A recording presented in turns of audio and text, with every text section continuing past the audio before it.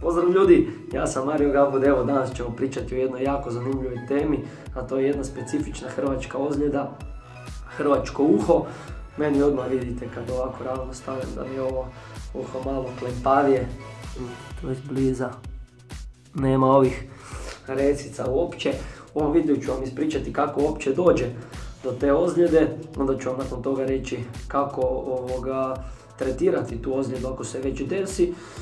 Pa ćemo pričati o prevenciji, znači kako se ponašati da se to uopće ne desi i na kraju ću vam ispričati svoje iskustvo i kako mi je bilo kad sam imao tu ozljedu.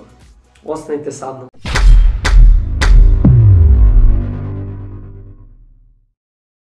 Kako dolazi do hrvačkog uha?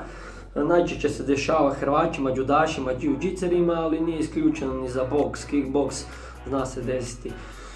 Od udarca ili od nekakvog trenja bilo kakvog, znači u hrvanju, u judu, u jiu-jitsi često dolazi do primanja za glavu, pa ti s laktom, s podlakticom maltretirate neko po uhu, stišćete, ili normalno udarac, zaletavanje s glavom, svašta može biti. Šta se desi u uhu? Odvoji se koža od tkiva i onda se puni unutra sa nekakvom sukrvicom. I to stvarno užasno boli, kad puhne vjetar, ako ti puhne po uhu osjetiš da te jako boli, čuješ srce u uhu kako ti kuca. Sad idemo na tretman. Kako tretirati tu ozljedu?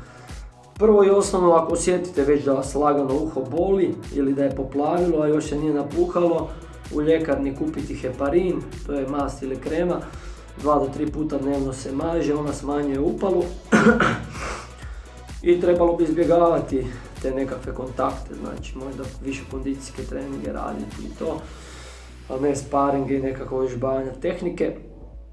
A ako se već uho napuhalo, onda fino idete na hitnu, oni uzmu iglu, zabiju vam uho i izvlače vam tu sukrvicu i ako nastavite trenirati opet će vam se to napuhati, čak i ne mora biti kontakt, ako je dobro ozlijeđeno, samo od sebe će se opet napuhati.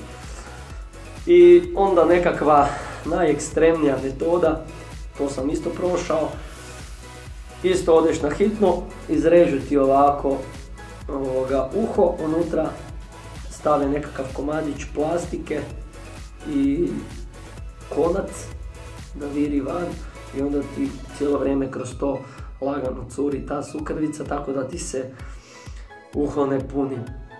Uglavnom sve ove dijelove sam prošao, nije bilo baš lijepo, bilo je bolno, ali eto, to je neka cijena koju moramo platiti mi koji se bavimo tim sportovima. Sad idemo na prevenciju.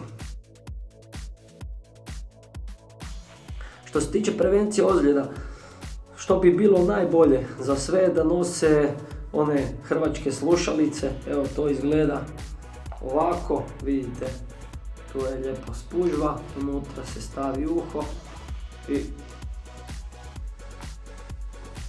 to se ovako stavi lijepo.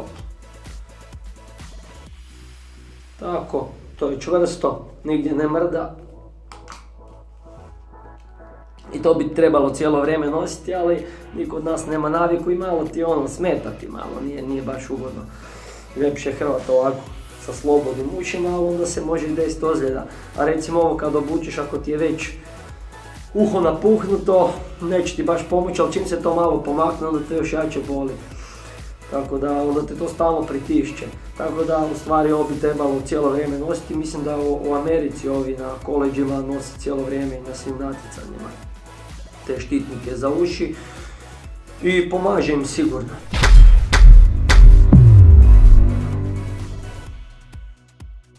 Meni se ova ozljeda prvi put desila prije 3,5 godine. Radio sam nekakav hrvački sparing i sparing partner me sa glavom mi se zaletio u uho i tu mi se uho odmah napuhalo, znači nisam imao priliku to odmah sankcionirati i prevenirati sa heparinom, tako da sam odmah morao ići na hitnu to punktirati. Išao sam svaka 3 dana, 7 puta su mi to vadili, stvarno užasno boli, znači zabiju ti iglu, to ti ističu, to uho plavo, boli, prvo ti ga dobro ističu, onda ti to izvade pa ti ga onda još malo stišću s onim nekakvim gazama, da to sve iscuri van, da ćete bolite kao što sam rekao kad vjetar puhne, možete zamisliti onda kako je kad vam to stišću rukama. To sam išao znači 7 puta i 8. put su rekli da više nema smisla, da moram malo stati s treningom i onda su mi napravili to, odrezali su mi, stavili unutra plastiku nekakvu i konac da viri van. I još su vatu prišili, znači probili su mi sa iglom uho i zavezali sa koncem vatu. Znači bila je samo stojeća. To je boljelo, Isuse, znači bolesno. Nemoguće je boljelo. Ali eto, prošao sam i to. Nakon toga mi se ovo bilo napuhalo, već sam znao kako to ide. Tako da nije bilo nekih problema, znao sam kako to tretirati. A kod ovog uha je bio problem zato što mi je natjecanje glavno bilo, za 3 tjedna je trebalo biti glavno natjecanje, ja sam morao trenirati, znači nisam mogao odmarati ko što bi trebao, onda bi to prošlo.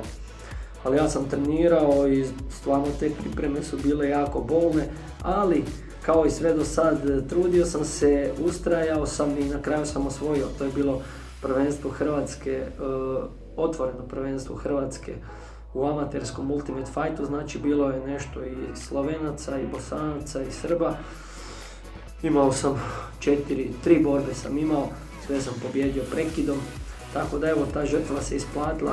Vidite, kod mene su uvijek te nekakve velike žrtve isplate, ovo skidanje kila, padanje u nesvijest, sve to kasnije rezultiralo